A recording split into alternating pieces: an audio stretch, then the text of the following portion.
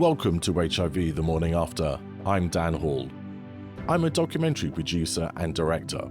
I've spent my entire adult life watching ignorance and prejudice play out around HIV. And frankly, I'm tired of it. And I'm sure many of you are too. This podcast is an attempt to do something about that. By doing what I do best, interviewing people and letting them tell their own stories. I can make these episodes, but I can't make people listen to them or find them on their algorithms. That bit's down to you. Please rate, review, and share HIV The Morning After. Right then, let's get started.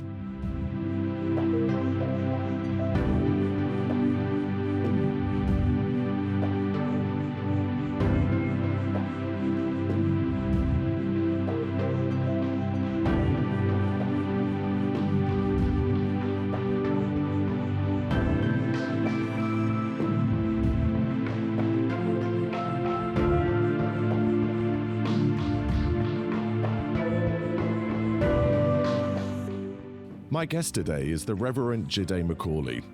In the 1990s, he was the good Christian boy. He was a husband, and he was a father, and he was the son of a powerful theologian. But Jide was living a life in pieces. In 1994, he chose truth and came out as gay. In 2003, that truth was met with an HIV diagnosis. He thought it was maybe a punishment from God. He thought maybe he was an abomination. But he was wrong. Today, Jide is an Anglican priest. He is a global activist, and he is the man who founded Nigeria's first inclusive church. His isn't just a story about surviving a virus. It is also one about reclaiming the divine. Reverend Jide Macaulay, welcome to HIV The Morning After. Thank you so much. It's good to be here at HIV The Morning After. And in addition to that introduction, there are two things that people also call me. They call me Mama Jide because I'm very much connected with my maternal spirit and especially the divine, of my mother. And also the other phrase that I have often called myself is the happy, holy homosexual. So those are all excellent adjectives. Absolutely. So then, let's start with your father's legacy. What did it mean to be a Macaulay in the church? Even though my father, raised myself and my siblings in a very conservative Christian environment, my dad especially was not available emotionally, to respond to any of my concerns or even give me the opportunity to address my feelings, especially when it comes to my sexual orientation, and identity. So then, Jide, where did you grow up? I grew up in Nigeria. I was born in London, but I grew up in Nigeria. So my formative years were in Nigeria. As someone who sits outside of faith, watching it, I often see a pattern where biblical passages that align with people's existing beliefs are kind of read as literal truth, whereas other passages, like those about food or clothing or social customs, that don't align with people's existing beliefs, well, those people just go, oh, it doesn't matter because it's just metaphor. How do you navigate that? And how do you navigate people being like that, picking and choosing faith for their own narrow-minded conveniences? Thank you so much, Dan. I think the first place is for lesbian, gay, bisexual, transgender Christians to know who they are and whose they are, especially in alignment with the Christian faith. And once we get to that point, everything else, it doesn't really matter. Because you see, the reality with the Bible and with theology is that, a lot of people have used the Bible for whatever position they stand on. We see it in politics today. There are people in parliaments across the world who are using the Bible, against any community that they do not like. How does it make you feel as somebody who works professionally within the religious space when you witness people using your religion to demonize others? There are a number of scriptures. For example, the prophet Micah in chapter 6, verse 8 says, "What does the Lord require of you? but to do justice, to love mercy, and to walk in humility with your God. And to quite honest, if anything at all, Christians need to be doing the work of justice, not injustices. And also the Bible tells us in Romans, it says, those who were not loved, I will call beloved, And I think that for many people that might feel marginalized or ostracized, there is a lot of hope and joy that we can find in scriptures.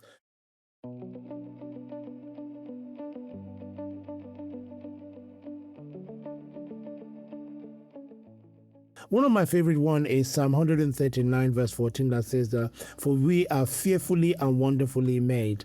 And I think the reality, for me as a Christian theologian, as a queer theologian, is that the scriptures actually gives us more joy, than the sad interpretation that we see from the religious violence that we see. Focus on the inclusive and affirming spaces in ministry. You understand me? Avoid the damage that's been done by conservative religion.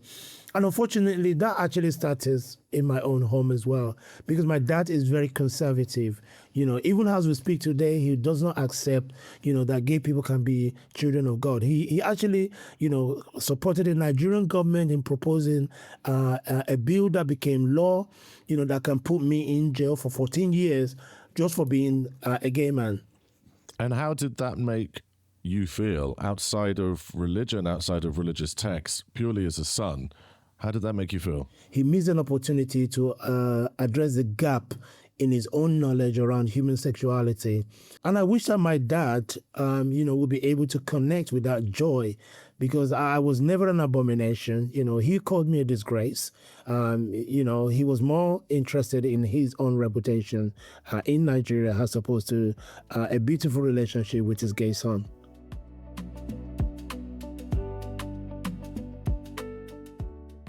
House of Rainbow is a ministry that started in 2006. It actually started in the heart of Lagos, Nigeria.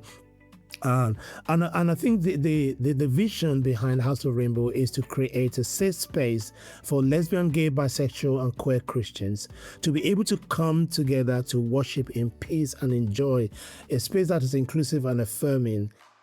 But one of the things that we did groundbreaking is that House of Rainbow is also responding with support for people seeking asylum, for people living with HIV, for those who are survivors of human trafficking or indeed labor or sexual exploitation.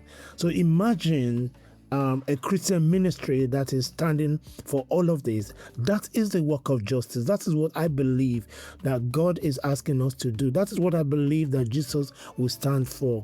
Not the persistent and continuous hatred and vilification and discrimination of minority people.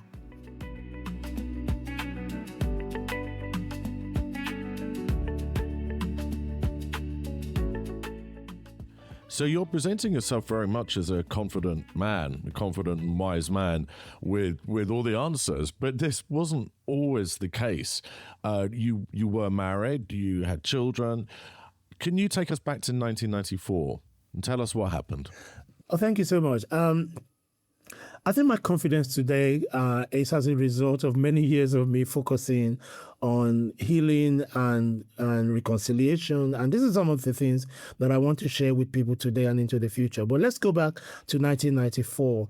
Of course, before I came out as gay, I struggled with my sexuality. So let us say probably around about 1988, 89, I did a lot of exercise, praying the gay away was the thing that I did. And because there were no mentors or spiritual leaders that understood my sexuality, my praying the gay away took a form of praying and fasting for like about 40 days. And of course, after that period of fasting, I pleaded to God that I don't want to be gay, take away this feeling from me. And of course, when I met the woman who became my wife, as my girlfriend, when she said yes to a relationship with me, I automatically and naively believed that God had cured me and I'm no longer gay. But the reality is that the feelings, my same-sex feelings never disappeared because I had a girlfriend. We maintained and managed our relationship for about 4 years before we started to get the pressure from the church members, from the church leaders, from our family that we should get married, that we can't just be in a relationship without, being married. And of course, we decided to get married.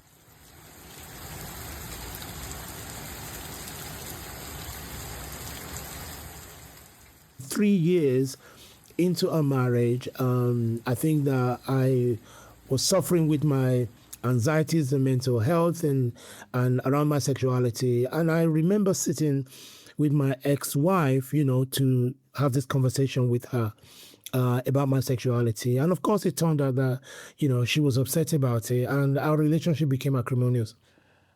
And so, Jide, at what point did you leave Nigeria and come to the UK?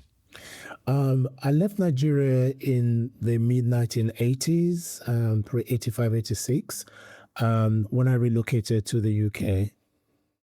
I was introduced to the metropolitan community churches, and this was in North London. When I joined the church, I also had another episode of concerns because I was actually at one point the only black person in the church.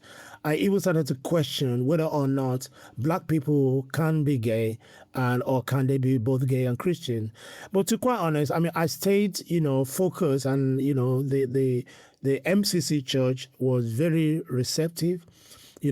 I took the opportunity to continue my theological education and training with this denomination. This is where I was able to explore that journey of reconciling my faith and my sexuality. Why do you think, though, that your sexuality didn't put you off religion and didn't turn you away from it? Because certainly many of the guests that I've had on here before, they felt that they could not square that circle. I think the reality for me is that I love the Lord too much to even let my sexuality get in the way. Do you understand me? And I think that my position is that I focus my energy more on my relationship with God as opposed to my relationship with denomination or even with the Christian community. But people listening to this, some of them might say, how on earth can there be this love when the religious texts tell us that being gay is wrong, and that actually, how dare you be a religious leader, how dare you front the word of God when in fact your God is angry with you and wishes ill of you because you have ignored the rules and you are not married and with a woman. I think, to be quite honest, those statements will be coming from people that are highly hypocritical. There's a good story in the Bible, Matthew 22, about the woman who married 7 brothers. Hang on. She married all of them? She married all the 7 brothers, one at a time. She's a busy lady. She's indeed a busy lady. And she must have been tired as well. I hope she got a good night's sleep. To be quite honest, maybe when she gets to heaven, she just needs a break.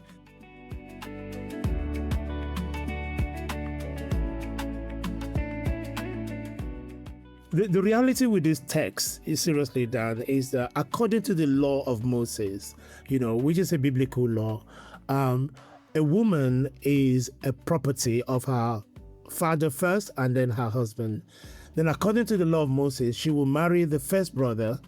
And of course, in this scenario that was given to Jesus, she married the first brother, he died. She had the right to marry the second brother. And all of them died one at a time, including the last one, which is the 7th brother. And of course, she was childless. But then the question is about resurrection. Whose husband, which of the 7 brothers will be her husband in heaven? And Jesus said that we're neither given in marriage, nor there is marriage in heaven. So when you talk about gay and lesbian people, heterosexuality or heterosexual marriage is not a criteria for heaven. And that is why, we need to put all those rules aside and focus on what is required for heaven. I think what is required for heaven is to love the Lord your God with all your heart and love your neighbor as yourself. You said earlier about how we are fearfully and wonderfully made. How did this come together? How did your brain weave together all of these elements when you found out that you were HIV positive? Of course, 8 years after I came out as gay, trying to navigate my life, I was infected with HIV. And before anyone asked, yes, I got HIV through sexual relations. So, and that's one of the ways that HIV is passed on. I turned to God in my prayers. I lamented, I wept, that I've got the virus. But the one thing I know is that this virus will not kill me. It's not killing me. In fact, I overcame the virus because I was also beginning to find people that can support me on my journey. People may claim that HIV is a punishment for my homosexuality, but I stand on the fact that, scriptures tells me that God knew me before I was formed in my mother's womb, and that I am fearfully and wonderfully made. So my journey is already ordained by God even before my parents even conceived me. But it must have been very difficult for you because, again, coming back to this point where you speak with absolute confidence from a position where we are now, but even before you tested HIV positive, as a black gay man with faith, that Venn diagram must have left you with not many people around you, not many peers that you could completely identify with. And then you add into that you are living with HIV. It must have been a very lonely place to be. I think you're very right, Dan, because I have been living with HIV now 23 years as of January this year. And the first 6 years I was on a lone journey. It was just myself and my medical team and probably one other kind person that I shared my diagnosis with at the time. Now, of course, like I said, I was diagnosed in 2003. So for 6 good years, I traveled this journey very lonely, very isolated in my thoughts and things like that. It was in 2009 that I discovered a service at an organization in London called Positive East. That service is called, it was like a series of workshops for those who are newly diagnosed. So it took me 6 years to get to a workshop for those newly diagnosed. And I think the reality is that there were not many spaces like that. But then, of course, it took me 15 years from my diagnosis before I was able to speak publicly about living with HIV. So no one should be in a rush. And even, I think, language is changing, because I did an episode of this podcast in season 2 where one of my guests said that they wanted us to change the language and no longer talk about disclosure, because there was an element of revelation about disclosure, revelation about something that is bad. One discloses a secret, and instead to use language like sharing a status. Absolutely true. I think if we choose to share, fair enough. But I think that the other thing again is that, when it comes to sexual health, every adult that is sexually active have their own personal responsibility. So do not expect someone who is living well with HIV to share the status with you when you got nothing to share with them. I so agree with you on that. I am responsible for my body. I totally agree with you. I went on and on about this with the episode I did with Alexander Cheeves, which is ep 2 of season 2. It's so much my bugbear. I remember the time, living with HIV when, navigating new relationships can be very difficult. I'm thinking, when do I tell them that I'm HIV positive? Should I tell them before the first date? Should I tell them before we have a first sexual contact? When do I tell them? When do I share this with them? And it's actually quite nerve-wracking. It personally, it puts me off, having relationships.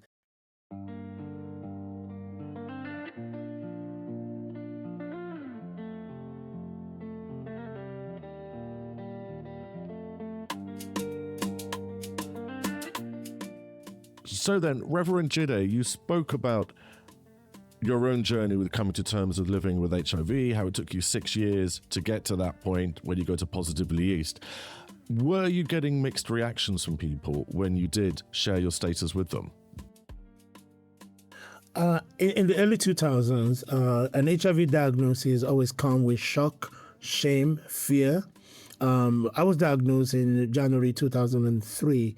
There wasn't much support, at the clinic on that day. So when I left the clinic, when I got home, the first person I called to share the news, was someone I thought was a friend, but they cast me out.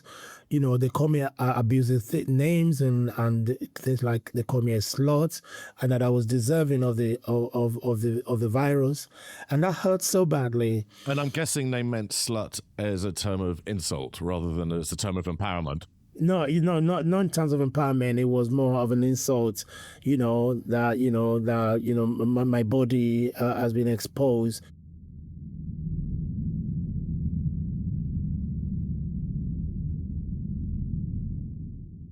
Before sunset that same day, I called another friend of mine because I really, really needed to talk to somebody. But before I called this particular person, I had to think about what their responses would be. And I was on the phone to them less than 5 minutes.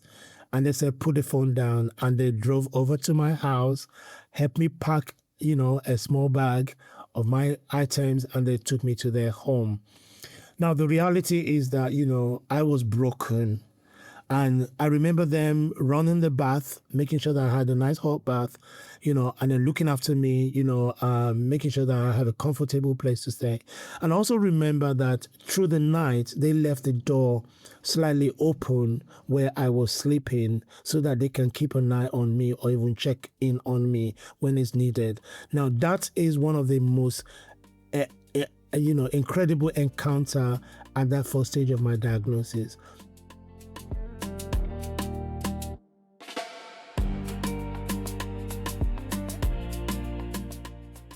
But again, it also reminds us about the gap, in people's knowledge about HIV.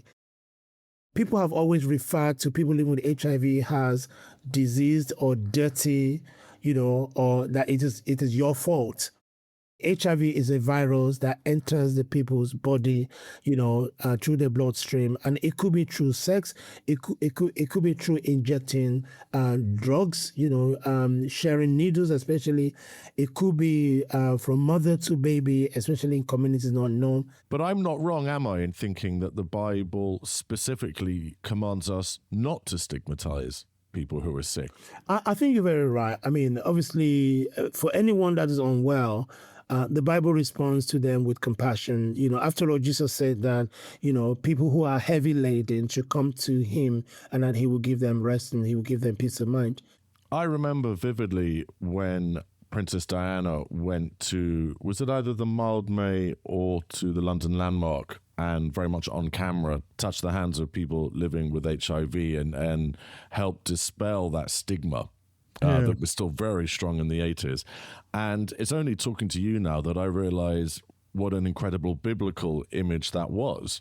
How similar to the leprosy parallel in this sense of divine touch and touch as acceptance. Well, I think you're right. I had to actually say at this point that I also have the great privilege to work at the Mildmay Hospital as a chaplain for 3 years. Can I just step in there and ask you to describe what the Mildmay is? Because a lot of our listeners are abroad.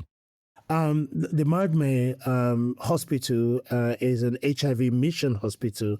And, the hospital's been around for over 150 years. But it took on the HIV mission in the 1980s, and it became a hospice for people that are dying, of HIV-related illnesses.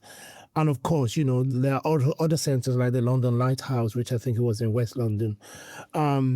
And I think that, the hospitals still up to today, respond to critical care for people living with HIV or even dying, of HIV-related illnesses. And of course, they also do other work today, which is completely amazing for the institution. And of course, like you said, Dan, in the 1980s, Princess Diana, did visit, Mildmay Hospital. And she did sit, and hold hands with people living with HIV. And she helped to break the stigma. And you're very right, the biblical image is divine. She was an amazing person who actually helped to break stigma.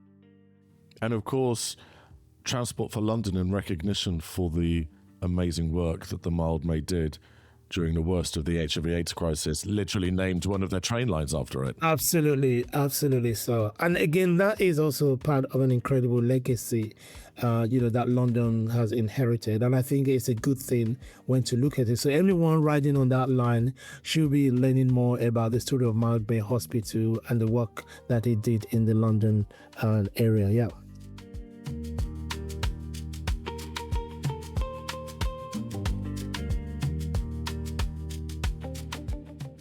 The House of Rainbow has been a huge part of your life. Can you just tell us about it? Why was it set up and what is it doing? House of Rainbow started in Nigeria in 2006, precisely September 2nd, and House of Rainbow has been the focus of Christian fellowship that is inclusive and affirming.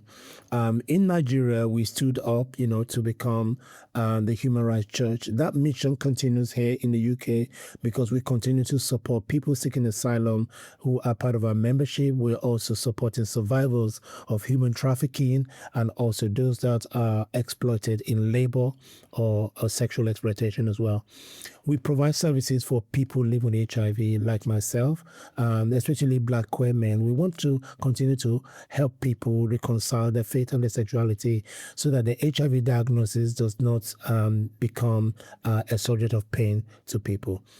How do you feel when you think that the House of Rainbow is now in 22 countries? Like, what an amazing destigmatizing legacy that is of yours. That must make you feel amazing. It makes me feel amazing. It also makes me very nervous about the work because it's not always easy. The impact we have in 22 plus countries is really about working with community-based organizations on the ground. So the LGBT organizations are always our primary, protocols and primary contacts.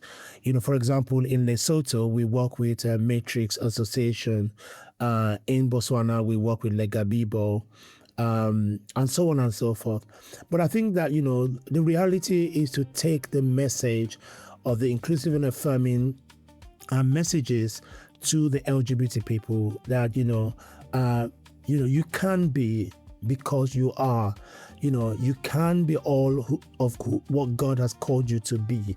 You can bring all of your gifts and all of your talent, all of your strength to the community. But I know that is not always easy, especially in places where we still see violence.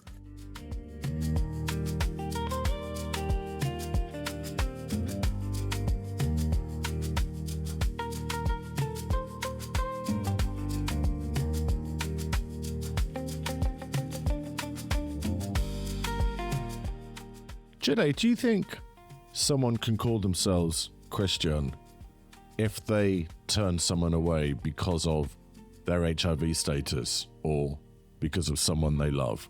Can that person, hand on their heart, call themselves a Christian? I think that would be questioning, to be quite honest. We have seen Christian nationalists. We've seen Christians that are just so damn outright evil. We've seen Christians that are racist. We've seen Christians that are homophobic. Of course, they can call themselves Christians, but I think in the eyes of God, God will be saying, I don't know you, because the simple instruction is to love your neighbor as yourself. You didn't take care of the needy. So at the end of the day, I think that to call yourself a Christian is for you to do, the work of Jesus Christ. Be like Christ, love like Christ, be compassionate like Christ. I've just realized in our conversation that we're talking almost exclusively about teaching to a congregation. What do you think about having to teach sideways and upwards? because there are other religious professionals who think very, very differently from you, and they come at it not from the point of view of a congregation who have less knowledge than maybe you do, but from their perspective, they have more and better knowledge than you. I think for some time in my early days of my ministry, I spent a lot of time, in conversation with people that are very homophobic. Because when people are, most people that are homophobic, they always come with a position they're not ready to shift. And I think that, when you are learning the Bible or learning theology, you must be open-minded. You must be willing to unlearn, to relearn. You must be willing to take on new information and process them adequately. It can be exhausting. And I think that what we do today, and what I do with House of Rainbow's work, is to educate LGBT people and our allies and parents and families, about the love of God for the marginalized community. So then, Jide, one of my main ambitions with this podcast is to create a repository of stories online for people who might need it. I've heard too many stories before I started this podcast, and now I've done it, of people receiving their diagnoses and being suicidal and feeling isolation to a level that consumes them. And I'm hoping that a resource of stories will help them feel less alone. With your brilliant skills as an orator and as a communicator, can I ask you to speak directly to somebody who might be listening to this episode? God, it's really weird. It makes me emotional. Can you speak directly to somebody listening to this episode who is feeling like they're falling apart? Absolutely. The journey of being, our journey of humanity starts with us, to be quite honest. And I think that when you discover that you are gay, you're African or even any other race, and if you've been brought up in a religious background, whether it's Christian, Muslim, or any other religious beliefs, and then you struggle with your sexuality, you find out that you get to a point where you're coming out. What I'll say to them is that, again, I'm going to use the word not coming out, but sharing. We're sharing our queerness. We're sharing the sacredness of our queerness with the people that we encounter. They could be parents, siblings, and so we're sharing our queerness, our sacredness with them. Now, if like me, you now, have a diagnosis of HIV, I want to remind you, I want to say to you that you're not being punished with HIV because you're queer or because you're gay. It's not a punishment. It doesn't work like that. What has happened is that your body has, responded to an HIV virus. And of course, you can live a better life with good counseling, with good support. And I want to say to you that there is a community of people living with HIV who are both Black, who are gay, who are Christians within the House of Rainbow community. So you are not alone. And of course, diagnosis can happen in a very dark time, because I know that, a lot of people that are diagnosed in Nigeria or somewhere in Africa, they often attach the diagnosis with the fact that maybe they don't have a job or, they don't have an education. But that's not always the case. The case is that, an HIV virus was present and it was passed on to you. But it's never an idea to take away your humanity or to minimize the joy and the gratefulness of who you are. And I'll say this to anyone that's listening, find those community that can help you. Find the friends that can support you. I'm grateful that I did. I'm grateful that I'm also that person that's creating a space for communities just to be themselves.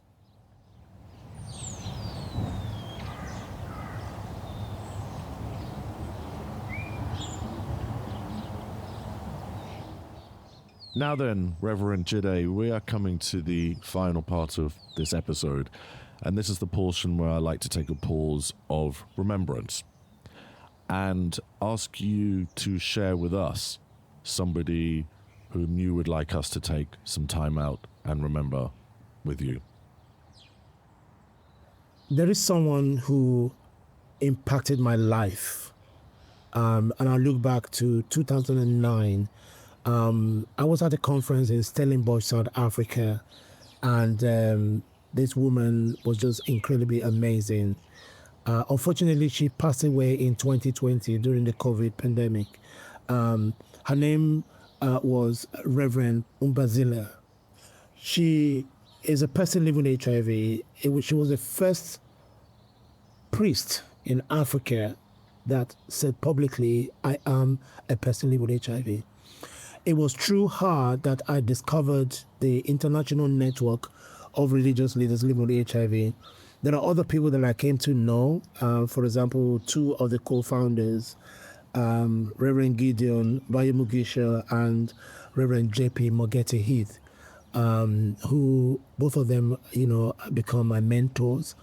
But Reverend Pumzile lived an incredible life.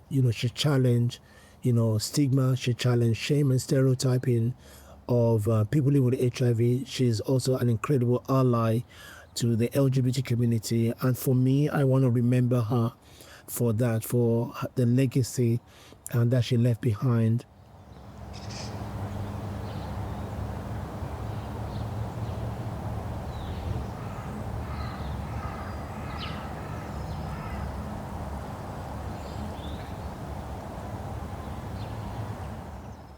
So then, if you could take a postcard back to that 27-year-old version of yourself, Jide, the one sitting in the pieces of a broken marriage, what wisdom would you write on it? Well, goodness me. I usually get this question for when I'm 16 years old, but goodness, 27 years old. I think the wisdom that I would share with my 27-year-old is not to respond to popular opinion around my sexuality, and just be all of who I am. And I think that would have saved me a 7-year, lie as a heterosexual person. I think the wisdom is for me to be myself and be all of who God has created me to be. My wisdom is to be yourself, regardless of the challenges, the pushback, the homophobia. But I have to say, to quite honest, a part of me saying it's not always easy, because I'm sure people will be listening, who do not have the privilege that I have. I say it's not easy, Jide. Because I know people that have had to go into a lavender marriage. I know people that have had to, enter into forced marriages. I know people that have had to, lie their way into a relationship just to protect all of who they are. And that can be very difficult. But I'll stay with my wisdom. My wisdom is to be yourself regardless of the pressures in the society and the environment.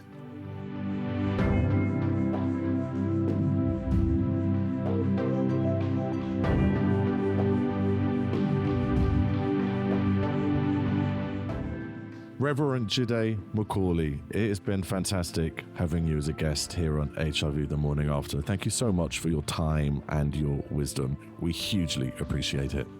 Thank you very much.